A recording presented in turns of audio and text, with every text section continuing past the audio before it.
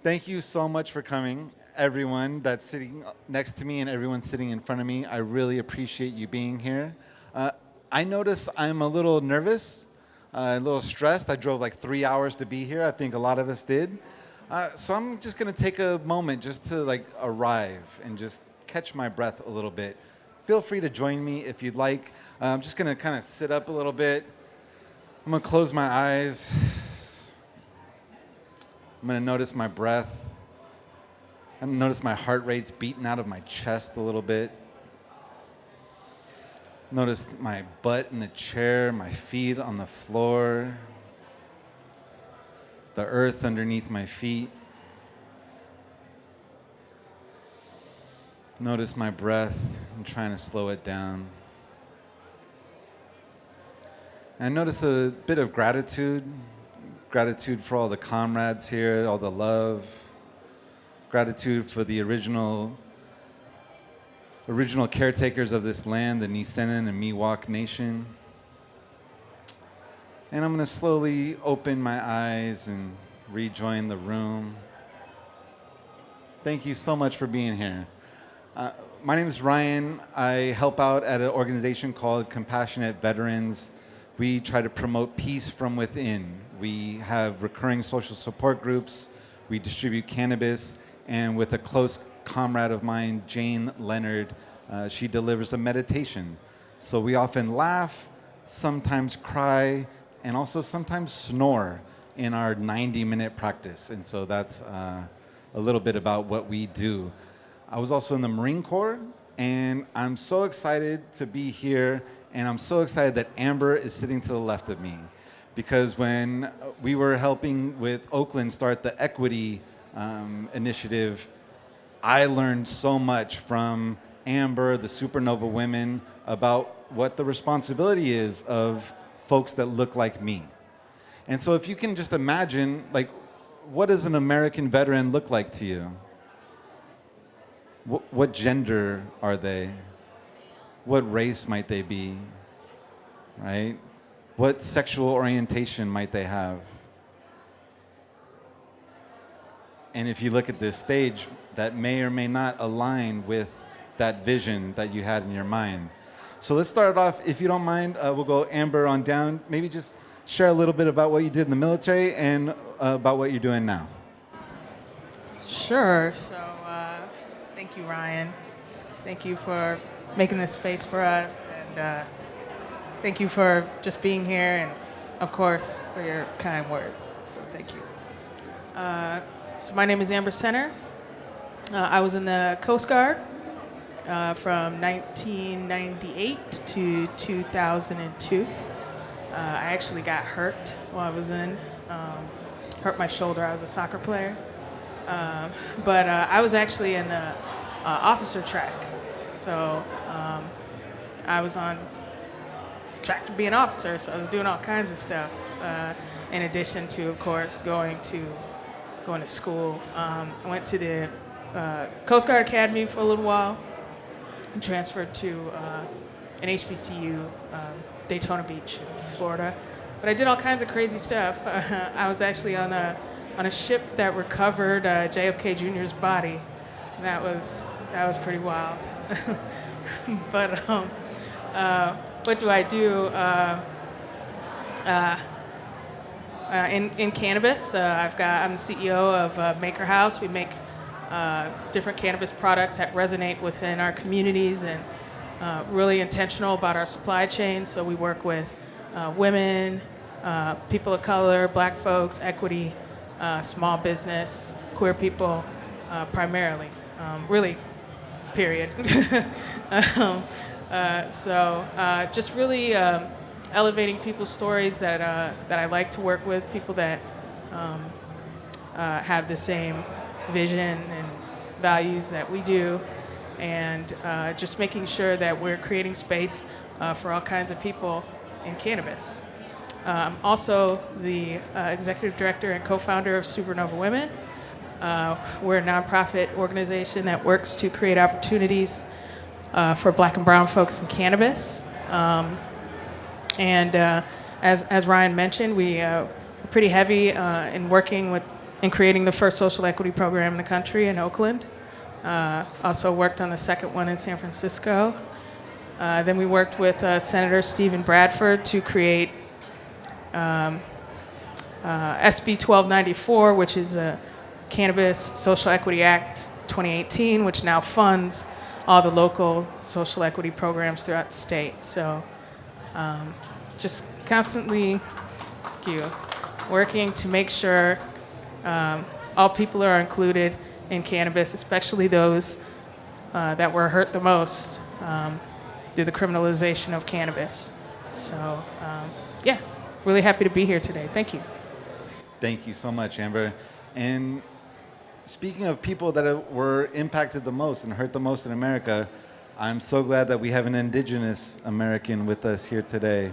Xochitl, thank you so much for being here. Can you share a little bit about what you did in the military and what are you up to now? Yes, I'm very honored to be invited back to the California State Fair. You know, I was groomed to be into the military by my uncle, who spent 32 years. He served in World War II, Vietnam, and Korea. But all my family, aunts and uncles, were all military veterans. And then prior to that, we're Apache and Yaqui, and those are warrior tribes, and so they've always been warriors. My grandfather was the first to leave the reservation, and he went right to World War II after leaving Indian school. And so that's just part of our DNA. I served during the evacuation of Saigon in 1975. I'm the youngest of the Vietnam veterans. I was 18 years old, and I found myself doing that. Just prior to going into the military, I wanted to grow cannabis. I'd been hitchhiking and riding my bicycle to Mendocino, and that was my goal, was to be a farmer, and I ended up in a uniform. But now I'm 66 years old, and I'm a full-time cannabis farmer. So, yeah. Right, thank you. So I met Ryan and my comrades here with Compassionate Veterans. We're formerly known as Operation EVAC. And so I first met Ryan, I don't know how long it's been. We're going to get into that. Yeah, it's been a long time, okay? And I got to tell you, this community has been incredible. It's given me so much life. And I'm one of those veterans that's like, you wouldn't expect, okay? Because I'm a two-spirit person. So here in this world, that's called transgender. Now, and within the Native community, it's a little bit different, where we're treated with dignity and respect. We're healers and so on. So, and so the cannabis community what I want to say is the veteran community within cannabis has been incredible, because we're open-minded, open hearts, very accepting, and that's what's given me life as well. So my life has been nothing but incredible ever since. Welcome home, Xochitl. Thank you. We're going to dig more into that in a little bit. Corman, Linci, can you share us a little bit about what you did in the military and what you're doing now? I'm a medic, and as a Navy corpsman, what I learned how to do is to stop people from bleeding to death. I think it's important that we understand that we're trained about war. So I think that I learned a lot about emergency medicine, and that has served me all of my life. And that when people call you doc, it's because you take care of them in a way that people cannot understand. Our mid-level practitioners, physician assistants, nurse practitioners, that whole line of training and professionalism comes from medics and corpsmen and the training that we had, and what do we do with these highly trained individuals. So we have to understand that when we talk about corpsmen, when we talk about medics, we're talking about the intensity of crisis intervention. So I spent 6 years, 8 months, and 22 days in the United States Navy. That's a long time. That's 2 tours. Part of that was I got stationed with the Marines. Now, I'm a sailor. I wanted to be behind big guns, 50 calibers, offshore. You know, I wanted to float on the sea and see the green flash, right? Well, you know what? The Marines, they float on the sea, but they also hit the fucking dirt, and they take corpsmen with them. So what I learned is that when you are in the service, your oath means everything, and that you are given tasks and you are given missions. I was given a mission I did not understand. I learned how to be a soldier and a sailor, and I took all of that with me when I left the service, because I understood as Vietnam era ended that I did not want to participate in biological and chemical warfare. I did not want to be known for Agent Orange. I did not want to be known for destroying the food basket of Southeast Asia and causing a huge refugee problem. I wanted to be responsible as a soldier for the wars that we were engaging in. I too was involved in the fall of Saigon in terms of the refugees coming back and trying to help all those people fleeing. So what does that mean for me? It means when I got out of the service, I took all that knowledge and all that benefit and I put it into healthcare.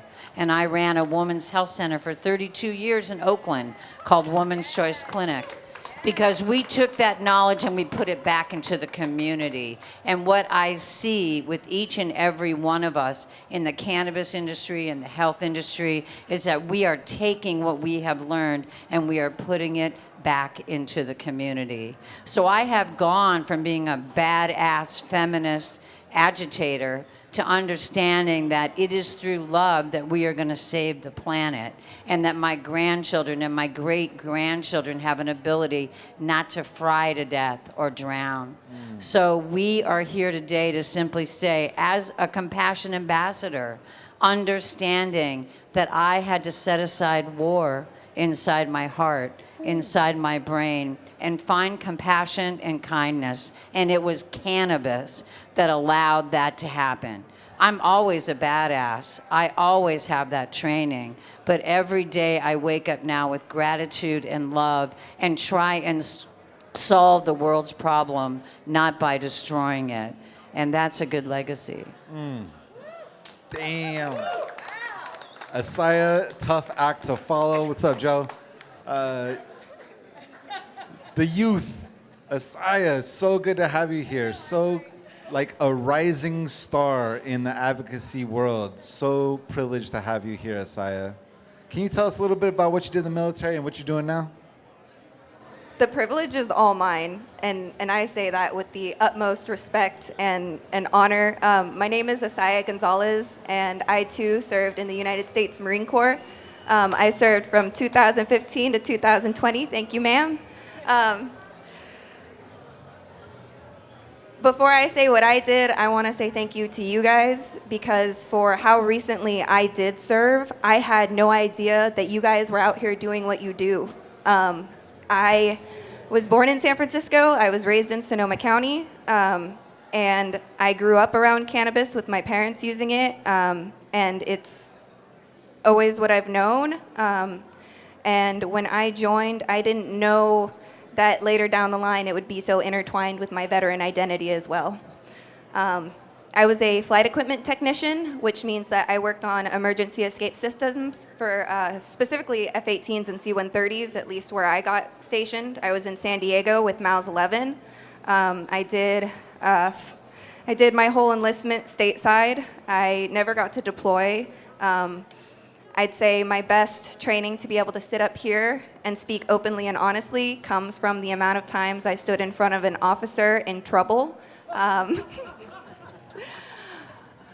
I have 4 non-judicial punishments, and I was very lucky, per every person above me, what they said, that as I was being administratively discharged after 4.5 years of honorable, though with hiccups, service, At that point, it was because I had tested positive for THC, but I had made the choice to use it medicinally after watching my son's father be medically retired for his PTSD, as well as struggling with postpartum depression myself. And I learned that I had depression, and I learned that I had anxiety after going through 35 days of inpatient, mandated by the military, after my first 2 NJPs related to alcohol.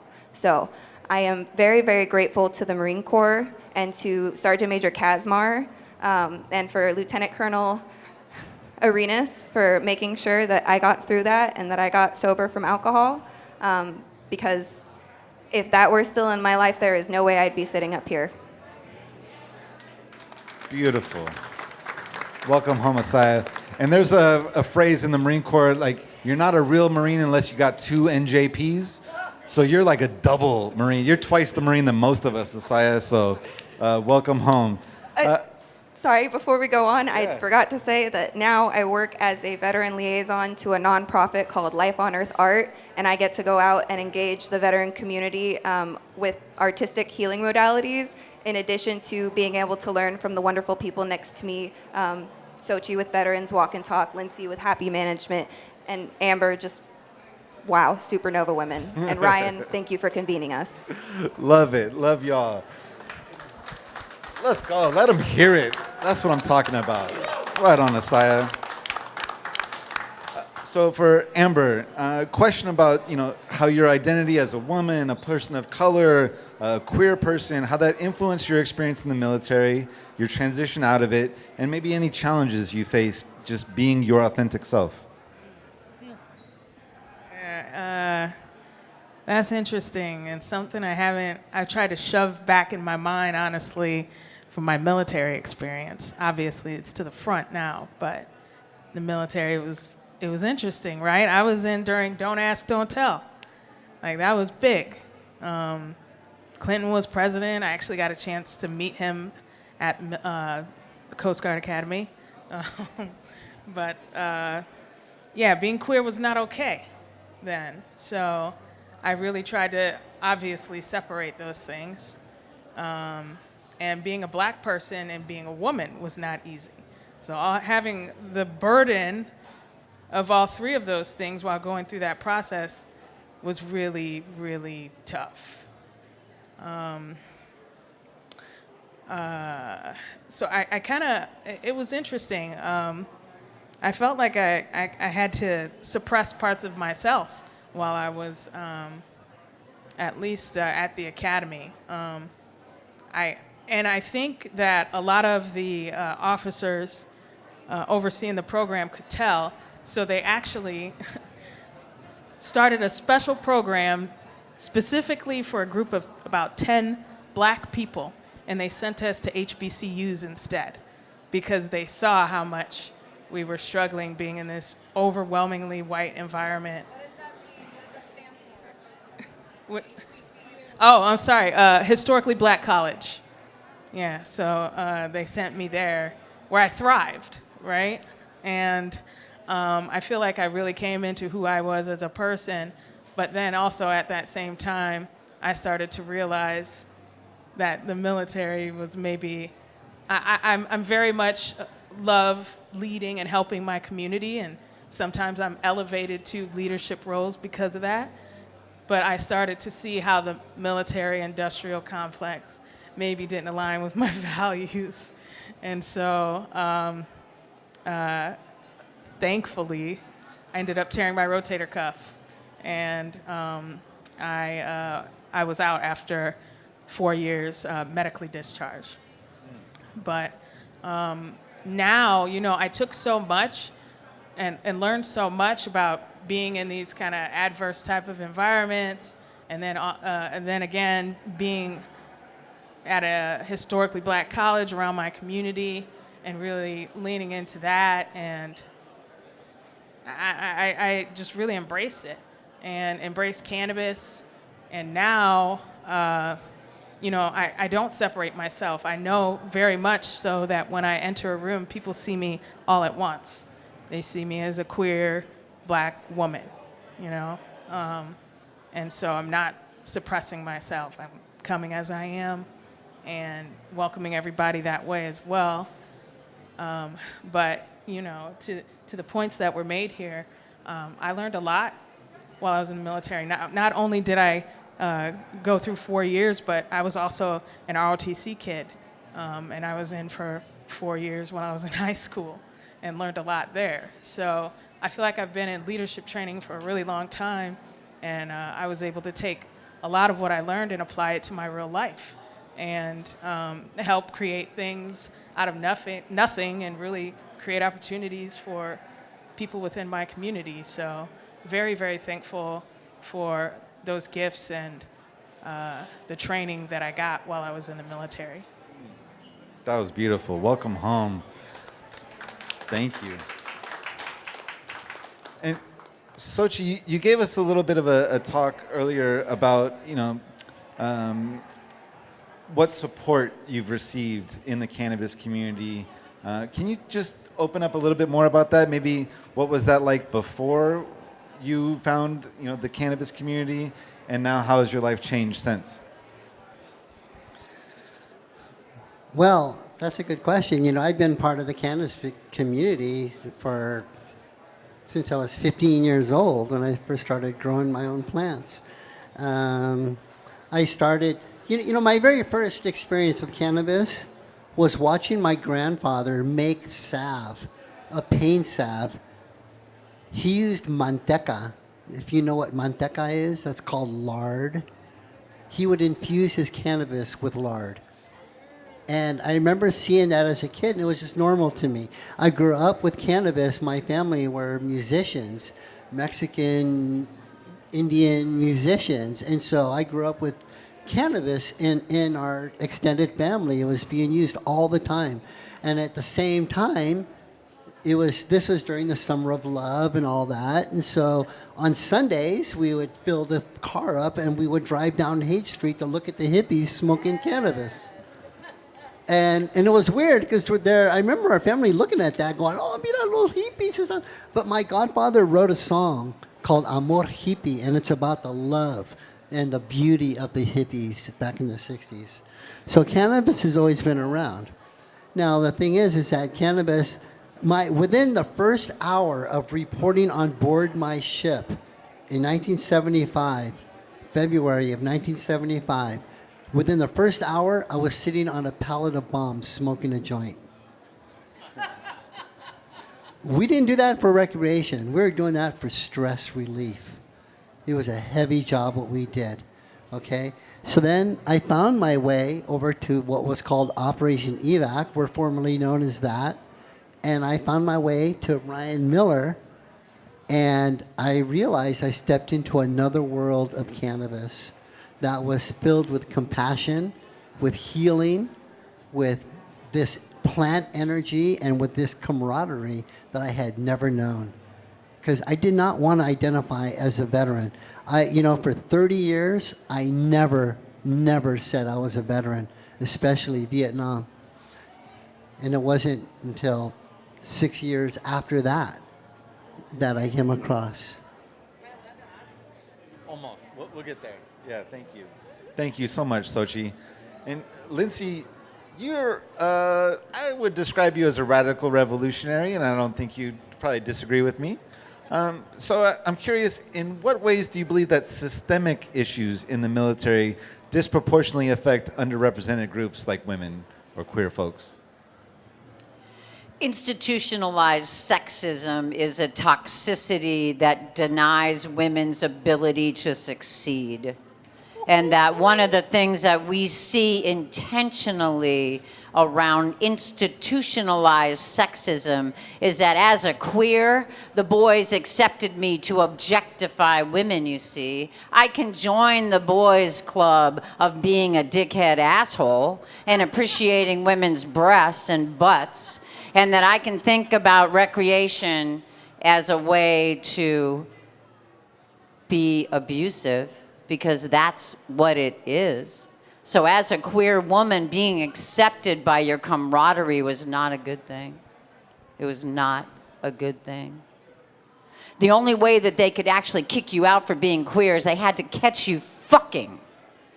And they had to catch you pretty much naked. So we used to fuck with half of our clothes on so that we would have sex contact, but we weren't really naked. Now, can you imagine these horny people in the tropics dealing with this sweat ball? We had to do a lot of laundry. But this was a safety factor as queer women to not be discharged on a Section 8. That hooking up and marrying a guy allowed you for safety. That is a reality that people still do today. Rape is rampant in the military. Rape is rampant in the military. Abuse of power is rampant in the military. And women having their sovereignty of their bodies and their minds destroyed by their superiors that torture them. That is why you see the destruction of women as a solid force. And so many women deny that we are veterans because we don't want to tell you the stories that we know. So why do we stay? Why do we go? It's because we have honor. And that's what matters. So we rise as women. We rise in numbers, we rise in complexity, and we rise as comrades. We stand with you on the battlefield. And that is what is making the difference. And we want you to stand with us.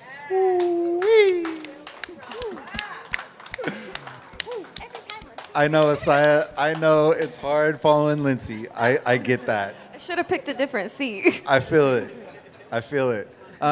Earlier, my comrade Brian Buckley was talking about like the all-volunteer force, right? And Linci was just saying like, why do we join? Why do we serve? About honor. Yes. And there's some socio-economic factors, right? It's some people call it the poverty draft. And so, Esaia, you're really involved in like housing advocacy. I'm curious on how your social class informed your decision to join the military, and now after discharge, how your social class informs your reality. Dang. Okay. So, as I said, I was born in San Francisco. My mom's side of the family came to San Francisco in 1908 from Ireland after the potato famine. My father, my biological father, came from Sonora, Mexico when he was 5. And my mother's father, Doug, came from Nicaragua when he was 7. So take sort of those experiences, take whatever trauma was experienced during immigration, take whatever my mom's side had to go through growing up in San Francisco as women. They weren't really given a whole lot of options or choices. I know that my grandfather wound up on and off of heroin. I know that my dad, my understanding is that he wound up at San Quentin, possibly on a 3rd strike for possession with intent to distribute. He had like a pound in his trunk. And with, oh man, if he rewatches this and I have that wrong, I'm in trouble. But that all said, by the time we made it up to Sonoma County, it was because my grandmother was passing and we had to take care of my grandfather. After his wife passed, he wound up in an accident where he had a brain injury, and so we completely relocated. I was the oldest of 5 kids between my parents splitting, getting married, having more kids. Being the oldest of 5 in the house that I grew up in, I know now from my transition out of the Marine Corps that I have ADHD. I didn't know that growing up in high school. I failed English all 4 years. I had no real educational prospects to follow. I knew that there wasn't money for college, and I was already drinking when I was in high school. So my parents were sort of already on the verge of trying to kick me out, but I was in the DEP program, the delayed entry program. So being able to join the Marine Corps was a guaranteed way to escape not just some of the toxicity going on within our house, but also, in my opinion, at the time, Petaluma was a small town compared to San Francisco, and I just wanted to get out of there. That's what, I mean, between that and some of the teachers and the way that they taught the classes in high school, more specifically Mr. Cochran and the way that he taught U.S. history, that sort of breathed hope into me that as much as it sucked being lower income, having to share all the resources amongst my siblings, having experienced homelessness while in high school, he gave me hope that there are ways to change the systems.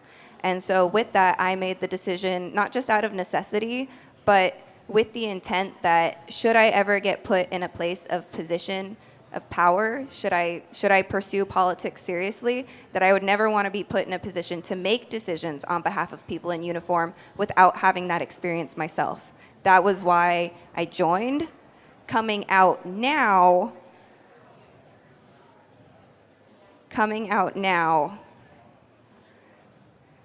I transitioned out while in a dual military relationship. As I mentioned, my kid's father was retired. The way women receive benefits and services is drastically different than how men are treated transitioning out. He was given 100% permanent and total disability retirement, and so he gets a little upward of $4,000 a month, and that was something we knew that we could guarantee on, whereas me trying to file claims with the VA for military sexual trauma because I was raped by a sergeant in my shop, I have had to go through numerous forensic psychology examinations to relive that trauma with them so that they can validate it, so that they can deem it worthy of that same dollar bill. Between that and sticking with him for so long because we were dependent on his resources, I let myself stay in a relationship that involved intimate partner violence for way too long than I should have.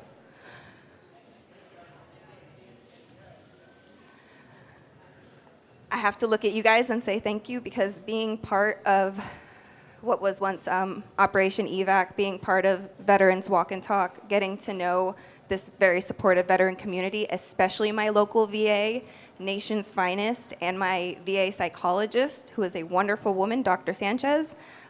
Those things are what gave me the strength to leave that relationship, but it's also what put me on the front lines of understanding how Section 8 works and being a homeless veteran, while also being a single mother to 2 toddler children.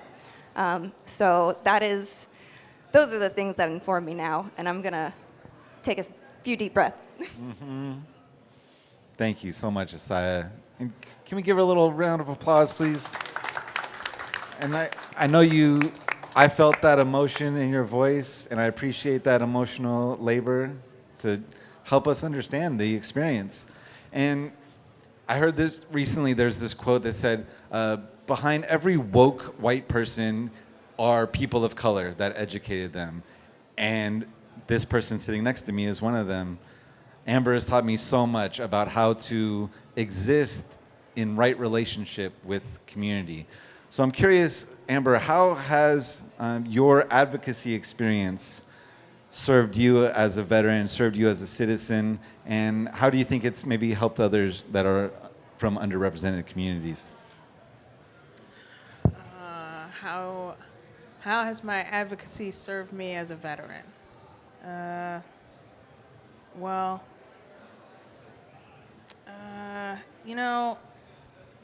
I think that I get a lot of fulfillment out of it. I feel like I'm fulfilling my purpose. I have purpose. When I was in the military, I was looking for purpose. I think a lot of us go there. Of course, I went because I'm a poor black kid. My mom, I'm come from a single parent home. My mom had 3 kids. Like, she couldn't afford to send me to school. And so I had this opportunity to go not just to a school, but to an academy. And I took that. I had a few other scholarships, but I was being groomed and for the military, you know. Not only did I go through ROTC all 4 years in high school, but my father's also a veteran of Vietnam. My great uncles all served. All of my dad's brothers served. My dad, they called him G.I. Joe, you know, like, I mean, so I was looking to continue this legacy for my family, but also have some purpose. You know, I definitely believed in what I was doing, and I wanted to do it to the fullest. And now that I'm out and I look at what I'm doing now, I'm still fulfilling this purpose, but I'm doing it with so much discipline that I learned. And really, the discipline is more like grit, right? Like, I was getting my ass kicked when I was in the Coast Guard, and people were like, oh, Coast Guard, you guys are puddle pirates. Like, I went through a lot of stuff. But really, like, so much grit, and as well as like empowering my comrades and lifting people up. Like, I just took all of that and I do it now, and I mean, I love it, you know. I love what I do. I love being in cannabis. Of course, I have a company, but I even try to be very incredibly intentional with my company, just because I just want this is what I love to do, you know. So yeah, I think that, you know, I've really tried to help my colleagues in cannabis with those same kind of core things that I've learned in the military, and really it's just about like really sticking together, the camaraderie that, you know, that you get and you learn and grow when you're in the military. Those things definitely transfer out, and yeah, you know, I mean, I made some lifelong friends when I was in the military, and obviously it's the same in cannabis, but yeah, again, you know, I learned so many core things that I've transferred over into what I do every day, and appreciate the experience. Well, Amber is crushing it, so maybe more of us should have joined the Coast Guard. Well done. Xochitl, America has never been a safe place for Native folks. And there's a lot of attacks on Two-Spirit and trans folks, right? What are the misconceptions? What are the myths that you hope people could maybe dispel and maybe help understand better and open their hearts a bit more compassion? Woo, that's a great question. Wow. You know, it's funny because like when I go to a powwow, I feel like I'm going home. Okay, and we have Two-Spirit sponsored powwows that are open to all nations, but they're sponsored by Two-Spirit people. And being there is like the safest place I've ever been. Okay, right now, this country is a very dangerous place for me. Very, very dangerous. I'm prepared to die every single day. Wherever I go, I'm always ready. Okay, I know that I just expect it. So if I got attacked and brutalized, I'm expecting it. So I won't be surprised if it happens. Okay. You know, the misconceptions are, well, there's a lot of them.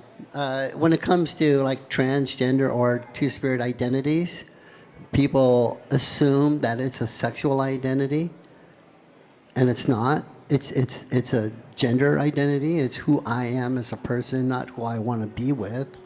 So that's a huge misconception right there.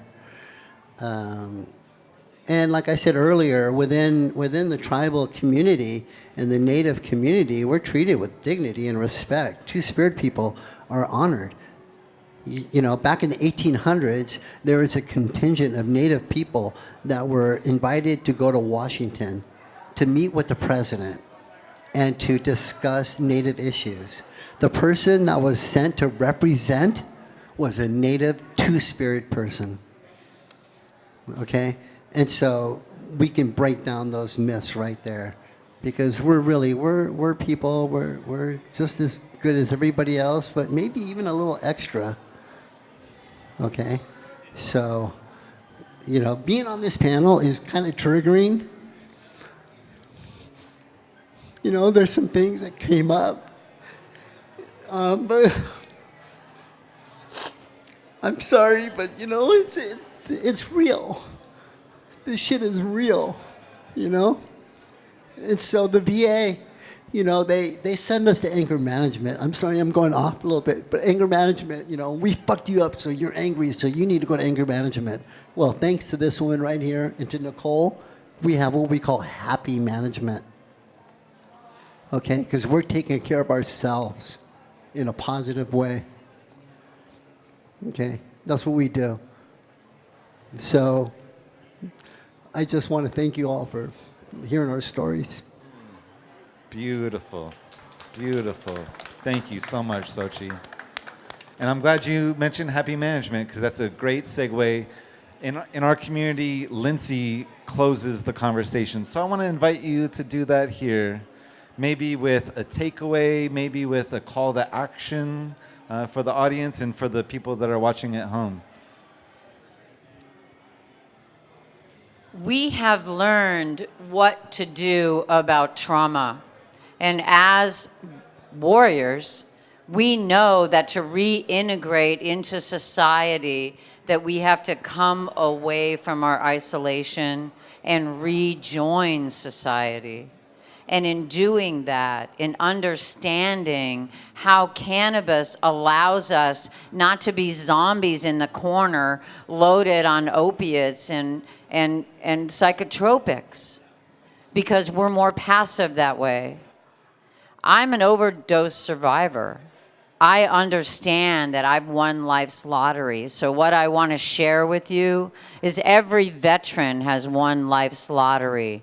And what we have to offer from our lessons and our knowledge of studying PTSD is that the world is at war, and we can help everybody heal, and we can help everyone understand that we must turn on the endocannabinoid system to break the cancer hold on this planet, that we must understand that medicine matters and that every person and animal deserves it. So what are we talking about? We're talking about when we heal ourselves of PTSD, when we stand tall and proud as veterans and honorable members of society, we are leading the way to a fair and equitable planet.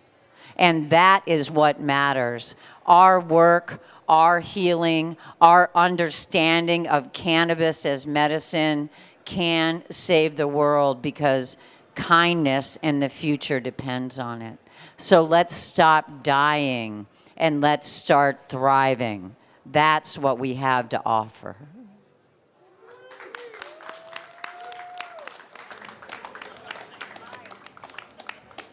you have a quick question? It's gone now. I went out, I came back. It'll come back. I'm glad you're here. Please. Can I tack on that call to action? Do it. So in my role as the veteran liaison at Life on Earth Art, it's been an incredible mountain of learning, specifically about the Mental Health Services Oversight and Accountability Commission, the California States Commission. We get to do our work because we have a seed grant from the Veterans Art Project, who is ultimately funded by the Mental Health Services Oversight and Accountability Commission. I'm not going to keep saying that. I'm going to say MASOC from here on out. But I just wanted to tell everyone that they're in the process of developing their plan for 2024 to 2027. I spent earlier today listening to their Zoom meeting, and they will have listening sessions all throughout August via Zoom. So if you go to their website, you can see that they have 6 different sessions for different marginalized communities, clients and consumers, diverse racial and ethnic communities, families of consumers, LGBTQ populations, parents and caregivers, and the last one is Thursday, August 17th from 5:45 p.m. to 7:15 p.m. for the veteran population. So if you care about the things that you heard here today, I highly encourage you listen in and give feedback. Ask them what you want from them. Hell yes. Love it. And real quick in closing, Amber, please tell us where can we find your products and what are those products' names? Yes. So we've got 2 products on the market, Disco J's, sparkly diamond infused on the inside and the outside pre-rolled, but it actually sparkles on the outside. It's super cool and very, very strong. I mean, 7 Stars, right? 7 Stars is one of our homes in Richmond. Definitely go to 7 Stars and pick them up. But they're available throughout the state, but that's our favorite spot. And Landrace Origins, I have a coffee and cannabis company as well, so we pair coffee with wonderful cannabis. You can buy the coffee online at landraceoriginscoffee.com. You can also buy the cannabis products at 7 Stars. So definitely check them out. And please go to supernovawomen.com. We've got a mini golf fundraiser coming up on September 16th. We'd love to have you out to do mini golf. We're going to have a consumption bus. It's going to be a lot of fun in Castro Valley. Supernovawomen.com and Supernova on Instagram. Thank you. That's what I'm talking about. Yo, one more time, please give everybody a round of applause. Thank you so much for hosting us. Thank you for being in these chairs. And please stay and hang out and watch this next panel. I'm excited for it too.